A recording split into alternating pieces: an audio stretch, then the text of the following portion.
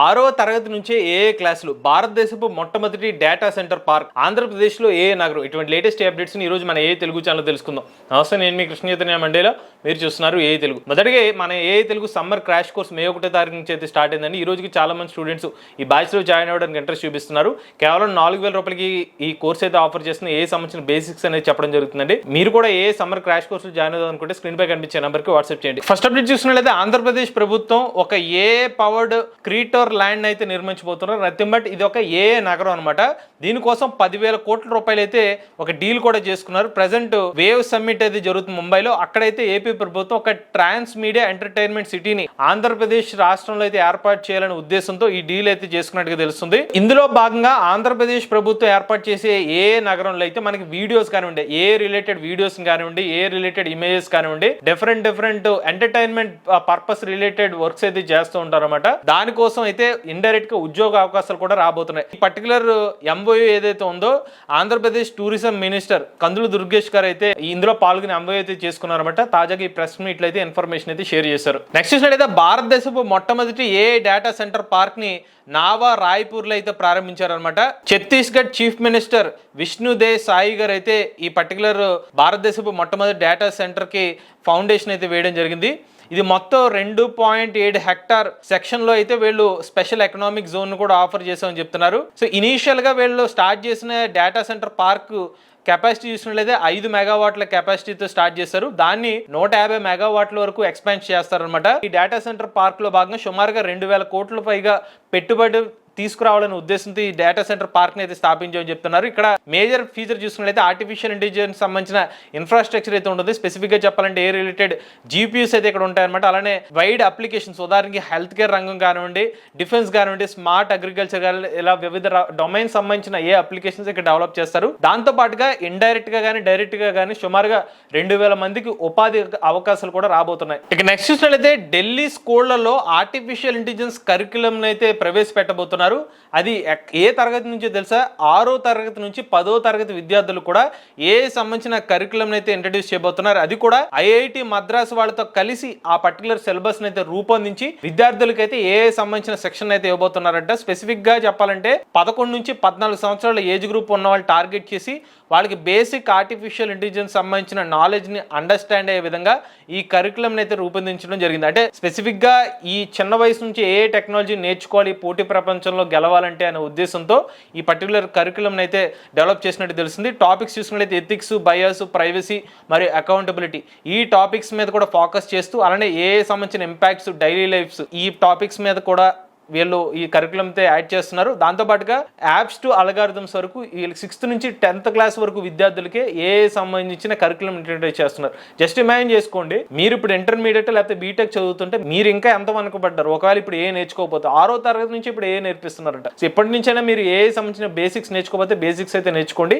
మీకు ఖచ్చితంగా బాగా హెల్ప్ అవుతుంది అనమాట. నెక్స్ట్ చూసినట్లయితే నెట్ఫ్లిక్స్ వాళ్ళు ChatGPT క్రియేటర్ తో వీళ్ళు టైప్ అవుతున్నారు అనమాట. సో దేనికోసం అంటే వీళ్ళు ఒక ఏ ఎన్హాన్స్ రీసెర్చ్ అయితే తీసుకురాబోతున్నారు. దేనికోసం అంటే ఇప్పుడు నెట్ఫ్లిక్స్ లో చాలా మంది మూవీస్ కానివ్వండి లేకపోతే వెబ్ సిరీస్ కానీ చూస్తూ ఉంటారు. బట్ కొన్నిసార్లు ఆ యాప్ ఓపెన్ చేసిన తర్వాత ఏం సినిమా చూడాలి లేకపోతే ఏం సిరీస్ చూడాలో కన్ఫ్యూజన్ గా ఉంటుంది. బట్ యూజర్ సంబంధించిన ప్రీవియస్ వాచ్ డేటా ప్రకారంగా ఒక పర్సనలైజ్డ్ ఇన్ఫర్మేషన్ తో వాళ్ళకి కావాల్సినట్టుగా వాళ్ళు ఖచ్చితంగా ఇదే చూస్తారు అనేంత యాక్యురేట్ గా ఆ వీడియోస్ ని డిస్ప్లే చేయడం కానివ్వండి, ఆ వెబ్ సిరీస్ కానివ్వండి, డాక్యుమెంటరీస్ కానివ్వండి డిస్ప్లే చేసే విధంగా వీళ్ళు ChatGPTతో కలిపి ఒక రీసెర్చ్ టీమ్ ని కూడా అసైన్ చేసుకున్నారు అనమాట. సో దీనివల్ల ఏంటంటే మీరు జస్ట్ యాప్ ఓపెన్ చేయగానే మీకు మెయిన్గా మీరు చూడగానే క్లిక్ చేసుకోగలిగే వీడియోని కానివ్వండి లేకపోతే మీ పర్సనలైజ్డ్ ఎక్స్పీరియన్స్ సంబంధించిన వెబ్ సిరీస్, డాక్యుమెంటరీస్ అయితే డిస్ప్లే చేస్తారు అనమాట. దానికి తగ్గట్టుగా వీళ్ళు కొలాబరేషన్ అయితే అయ్యారు. నెక్స్ట్ చూసినట్లయితే గంగా ఎక్స్ప్రెస్ వేని ప్రజలకు అందుబాటులో తీసుకొచ్చే ముందు ఏ టెక్నాలజీని యూజ్ చేసి రియల్ టైం రోడ్ టెస్టింగ్ అయితే చేపట్టబోతున్నారన్నమాట. యూపీ ప్రభుత్వం వాళ్ళు ఏం చేస్తారంటే ETH, జ్యూరిక్ మరియు RTDT ల్యాబొరేటరీస్ వాళ్ళతో టైప్ అయ్యారనమాట. స్విట్జర్లాండ్ సంబంధించిన ఒక కంపెనీ వాళ్ళు. వీళ్ళు ఏం చేస్తున్నారంటే ఆర్టిఫిషియల్ ఇంటెలిజెన్స్ సంబంధించిన సెన్సార్ బేస్డ్ టెక్నాలజీని ఉపయోగించి ఈ గంగా ఎక్స్ప్రెస్ వేని ఓపెన్ చేసే ముందు ఒక వెహికల్ మీద ఒక ఎయిర్ బేస్డ్ సెన్సార్ సంబంధించిన ఒక సిస్టమ్ని ఏర్పాటు చేసి మొత్తం 594 కిలోమీటర్ల గంగా ఎక్స్ప్రెస్ వేని అయితే మొత్తం టెస్ట్ చేస్తారన్నమాట. అంటే వివిధ రకాల వాహనాలు నడిపేటప్పుడు దీని ద్వారా ప్రమాదాలు జరిగే అవకాశం ఉంటుంది. అంటే ఈ రోడ్డు సేఫ్టీ నార్మ్స్ కట్టుబడి ఉందా లేదా అని ఏ సంబంధించిన సెన్సార్ డిటెక్ట్ చేసి ఈ ఒక రిపోర్ట్ అయితే ఇస్తారన్నమాట. దీనివల్ల ఉపయోగం ఏంటంటే వన్స్ ఈ ఎక్స్ప్రెస్ వేని ఓపెన్ చేసిన తర్వాత భవిష్యత్తులో ఏమేమి మెయింటెనెన్స్ ఖర్చులు వస్తాయో దాన్ని ముందుగానే డిటెక్ట్ చేసి ముందుగానే ఇలాంటి వచ్చే అవకాశం ఉంటుంది, ఇక్కడ ఇలాంటివి ఉంటే దీన్ని సరిదిద్దుకోవాలని ఇన్ఫర్మేషన్ అయితే ఇస్తుంది. దీని ద్వారా ఏమవుతుందంటే వీళ్ళకి ఎవరైతే ఈ ఎక్స్ప్రెస్ వేని బిల్డ్ చేశారో మెయింటెనెన్స్ ఖర్చులు తగ్గే అవకాశం ఉంటుంది. భవిష్యత్తులో ప్రజలకు కూడా యాక్సిడెంట్లు నివారించే విధంగా దీంట్లో కొన్ని మార్పులు చేసే అవకాశం కూడా ఉంటుందన్నమాట. నెక్స్ట్ చూసినట్లయితే rizlive.com అనే ఒక వెబ్సైట్ వాళ్ళు స్మార్ట్ మ్యాచ్ అనే ఒక కొత్త ఫీచర్ ని తీసుకొచ్చారు. ఇది ఒక AI పవర్డ్ రెవల్యూషన్ అని చెప్తున్నారు అనమాట. ఎవరైతే హోటల్స్ బుక్ చేసుకుంటూ ఉంటారో వాళ్ళకి ఒక ఇన్ఫర్మేషన్ ఇస్తుంది. ఉదాహరణకి ఇమేజ్ చూస్తే కనుక ఒక single match AI powered room matching అనేది వీళ్ళు చూపిస్తున్నారు. ఇక్కడ ఏంటంటే ఎవరైనా హోటల్ రూమ్ ని బుక్ చేసుకుంటే కనుక ఇక్కడ క్లీనింగ్ ప్రీవియస్ గా రూమ్ పరంగా క్లీనింగ్ సంబంధించిన రేటింగ్ ఎవరు ఇచ్చారు, లేకపోతే వీళ్ళు ఫాస్ట్ గా రెస్పాండ్ అవుతున్నారా, ఇలా డిఫరెంట్ పారామీటర్స్ తీసుకుని వాళ్ళకి బెస్ట్ రూమ్స్ అయితే సజెస్ట్ చేస్తుంది అనమాట. సో దానికి కూడా ఏ టెక్నాలజీ అయితే యూజ్ చేస్తున్నారు, ఉదాహరణకి రూమ్ టైప్స్ కానివ్వండి, ప్రైజెస్ ఏదైతే ఉన్నాయో సింగిల్ స్నాప్షాట్ లో డిస్ప్లే చేస్తారనమాట. ఒకవేళ సిమిలర్ గా అదే రూమ్స్ వేరే హోటల్స్ తక్కువ ప్రైస్ కొంటే అది డిస్ప్లే చేస్తుంది. ప్రీవియస్ గా మీరు ఏమైనా ఒక రూమ్ ని కార్ట్ లో యాడ్ చేసి మళ్ళీ ఇంకోసారి కార్ట్ చేసుకుంటే అది డూప్లికేట్ లిస్టింగ్ కింద గుర్తించి దాన్ని రిమూవ్ చేస్తుంది అనమాట. అంతేకాకుండా ఒకవేళ హోటల్ కి ఏమైనా క్యాన్సిలేషన్ పాలసీస్ ఉన్నాయి, లేకపోతే ప్రైస్ ఏమైనా తర్వాత ఏమైనా పెంచే అవకాశం ఉంటుందా, రూమ్ కాన్ఫిగరేషన్, వీటన్నిటిని చెక్ చేసి ఒక AI టెక్నాలజీనే మనకి బెస్ట్ రూమ్ ఏంటో సజెస్ట్ చేస్తుంది అనమాట. నెక్స్ట్ చూసినట్టయితే ఆస్ట్రాజెనికా మరియు Q.AI వాళ్ళు కలిసి ప్రపంచవ్యాప్తంగా 50 లక్షల పైగా AI టెక్నాలజీ యూజ్ చేసి లంగ్ క్యాన్సర్ స్క్రీనింగ్స్ అయితే సక్సెస్ఫుల్ గా కంప్లీట్ చేసామని చెప్తున్నారు అనమాట. అసలు మెయిన్ విషయంలోకి వెళ్తే మనకి ఆస్ట్రాజెనికా అనే కంపెనీ ఏదైతే ఉందో ఇది UK బేస్డ్ బయోఫార్మాసిటికల్ కంపెనీ అనమాట. వీళ్ళు భారతదేశానికి చెందిన Q.AI వాళ్ళతో కొలాబరేట్ అయ్యారు అనమాట. ఈ Q.AI వాళ్ళు AI టెక్నాలజీని యూజ్ చేసి చెస్ట్ ఎక్స్రే సంబంధించిన టెక్నాలజీని అయితే వీళ్ళు సాఫ్ట్వేర్ని అయితే ఆఫర్ చేశారు. దాన్ని యూజ్ చేసి ఈ UK కంపెనీ వాళ్ళు ప్రపంచవ్యాప్తంగా 20 దేశాల్లో లంగ్ సంబంధించిన క్యాన్సర్ ఏమైనా ఉందా లేదా ముందుగానే డిటెక్ట్ చేయడం కోసం స్కానింగ్ చేశారు. సుమారుగా 50,000 మంది, ఎవరైతే వీళ్ళు 50 లక్షల పైగా స్కాన్లు చేస్తే 50,000 మందికి హై రిస్క్ ఏమైనా లంగ్ క్యాన్సర్ వచ్చే అవకాశం ఉందని ముందుగానే డిటెక్ట్ చేయగలిగారు. ఇలా డిటెక్ట్ చేయడం వల్ల ఉపయోగం ఏంటంటే వాళ్ళకి క్యాన్సర్ ముందుగానే నియంత్రించడం ద్వారా వాళ్ళకి మరణం కాకుండా, అంటే వీళ్ళని సేవ్ చేయొచ్చు అనమాట, లైఫ్ సేవ్ చేయొచ్చు. క్రిటికల్ కండిషన్లోకి వెళ్తే వాళ్ళ ప్రాణాలు కాపాడలేదు, బట్ ఏ టెక్నాలజీ ఇలా కూడా వాళ్ళ ప్రాణాన్ని అయితే కాపాడగలుగుతుంది. నెక్స్ట్ చూసినట్లయితే యాపిల్ కంపెనీ వాళ్ళు మరియు ఆంథ్రోపిక్ వాళ్ళు కలిసి ఒక AI కోడింగ్ ప్లాట్ఫామ్ అయితే డెవలప్ చేస్తున్నారు. ఇది దేనికోసం ఏంటంటే జనరేటివ్ AI యూజ్ చేసి ఎవరైనా సరే కోడ్ ని రైట్ చేయడం కోసం వీళ్ళు ఈ పర్టికులర్ AI మోడల్ అయితే డెవలప్ చేస్తున్నామని చెప్తున్నారు. తాజాగా బ్లూంబర్గ్ ఈ రిపోర్ట్ అయితే మెన్షన్ చేస్తున్నారు అనమాట. ఐఫోన్ లో అయితే వీళ్ళు యాపిల్ కంపెనీ వాళ్ళు ఈ పర్టికులర్ ఫీచర్ తీసుకురావాలని ప్లాన్ చేస్తున్నారు. బట్ ఈ పర్టికులర్ ఫీచర్ ని యూజ్ చేయాలంటే వీళ్ళకి క్లౌడ్ AI అయితే అవసరం అవుతుంది అనమాట. ఆంథ్రోపిక్ నథింగ్ బట్ వాళ్ళ క్లౌడ్ AI మోడల్ డెవలప్ చేసిన సంస్థ ఆంథ్రోపిక్ అనమాట.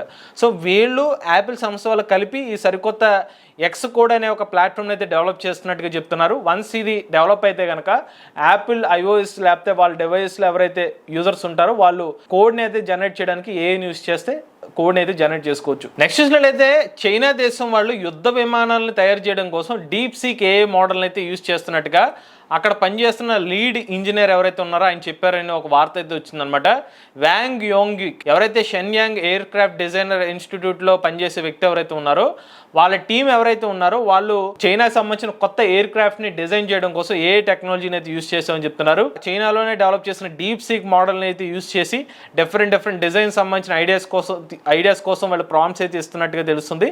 దాని ద్వారా వీళ్ళు డిఫెన్స్ విభాగంలో అయితే వెపన్స్ కానివ్వండి, ఎయిర్ క్రాఫ్ట్స్ కానివ్వండి, డిఫరెంట్ అప్లికేషన్స్ డెవలప్ చేయడం కోసం అయితే వీళ్ళు కూడా ఏ టెక్నాలజీని అయితే యూజ్ చేస్తున్నట్టుగా తెలుస్తుంది. నెక్స్ట్ వీడియో చూడండి, బాస్టన్ డైనమిక్స్ వాళ్ళ అట్లాస్ 2.0 రోబోట్ అనమాట. ఇది కంప్లీట్ గా అటానమస్ గానీ ఇప్పుడు ఆపరేషన్స్ అయితే చేయగలుగుతుంది అనమాట. ప్రీవియస్ గా ఇది అటానమస్ గా ఆపరేషన్ చేయట్లేదు, బట్ ఇప్పుడు 2.0 వర్షన్ ఏంటంటే మెషిన్ లెర్నింగ్ యూజ్ చేసి ఇక్కడ మీరు ఆబ్జెక్ట్స్ చూస్తే ఒక ప్లేస్ నుంచి ఒక బాక్స్ లో పెట్టడం కానివ్వండి, ఇదంతా కూడా ML యూజ్ చేసి ఇలా చేయగలుగుతుంది అనమాట. ఇంత క్యాపబిలిటీస్ అనేవి ఇప్పుడు బాస్టన్ డైనమిక్స్ వాళ్ళు వీళ్ళ కొత్త రోబోట్స్ ను కూడా డెవలప్ చేస్తున్నారు. మీకు ప్రీవియస్ కూడా చాలా సార్లు చెప్పడం జరిగింది. ఈ robotics plus artificial intelligence technology next major shift అయ్యే అవకాశం ఉంది. అందులో భాగంగా ఇప్పుడు బాస్టన్ డైనమిక్స్ వాళ్ళ ప్రీవియస్ గా ఉన్న రోబోటిక్స్ కి ఇప్పుడు ఏఐని టెక్నాలజీని యాడ్ చేసుకుంటూ వాళ్ళు మరింత నెక్స్ట్ లెవెల్ తీసుకెళ్లే విధంగా వీళ్ళ రోబోట్స్ అయితే డెవలప్ చేస్తున్నారు. నెక్స్ట్ చూసినట్లయితే జపాన్ కి చెందిన రాక్టెన్ కంపెనీ వాళ్ళు భారతదేశంలో ఒక $100 మిలియన్ పెట్టుబడులు పెట్టాలనే ప్లాన్ లో ఉన్నట్టుగా తెలుస్తుంది అనమాట.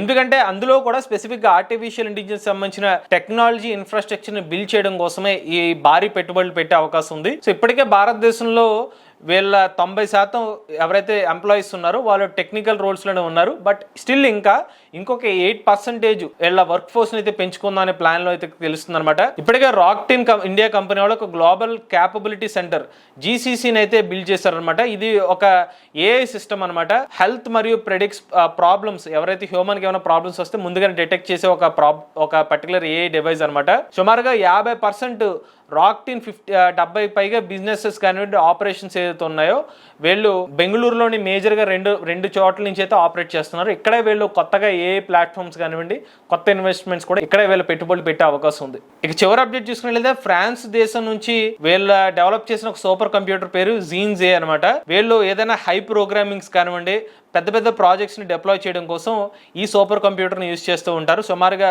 126 పెటాఫ్లాప్స్ అంత స్పీడ్తో ఈ పర్టికులర్ సూపర్ కంప్యూటర్ క్యాలిక్యులేషన్ అయితే చేయగలుగుతుంది అనమాట. ఇప్పుడు వీళ్ళు ఏ రిలేటెడ్ ప్రాబ్లమ్స్ కి సొల్యూషన్స్ కూడా ఈ సూపర్ కంప్యూటర్ని యూజ్ చేయబోతున్నారు అనమాట. అలానే ఈ పర్టికులర్ సూపర్ కంప్యూటర్ని దేనికోసం యూజ్ చేస్తున్నారంటే హెల్త్ కేర్ రంగంలో కానివ్వండి, లేకపోతే కొత్త మెడిసిన్స్ ని డెవలప్ చేయడం కానివ్వండి, లేకపోతే ఉదాహరణకి ఈవీస్ లో కొత్త సెమీ కండక్టర్ డివైస్ ని డెవలప్ చేయడం కోసం కానివ్వండి వీటిని యూజ్ చేస్తామని చెప్తున్నారు. ఇంకొక విషయం ఏంటంటే ఈ పర్టికులర్ సూపర్ కంప్యూటర్ చాలా పవర్ అయితే కన్స్యూమ్ చేస్తుంది అనమాట. హీట్ కూడా ఎక్కేస్తుందని చెప్తున్నారు. ఆ సిస్టమ్ ని సరిగ్గా కూలింగ్ లేకపోతే గనక కేవలం కొన్ని సెకండ్ల టైంలోనే ఇది మెల్ట్ డౌన్ అయిపోతామంటే ఇందులో ఉన్న కాంపోనెంట్స్. అందుకనే వీళ్ళు స్మాల్ కాపర్ పైప్స్ అయితే యూజ్ చేస్తూ ఉంటారు. దాంట్లో వాటర్ ఫిల్ చేసి ఈ సూపర్ కంప్యూటర్ అయితే రన్ చేస్తూ ఉంటారట. ఇవి లేటెస్ట్ అప్డేట్స్ అండి. లేటెస్ట్ ఏ కోసం ఏ తెలుగు ఛానల్ సబ్స్క్రైబ్ చేసుకోండి.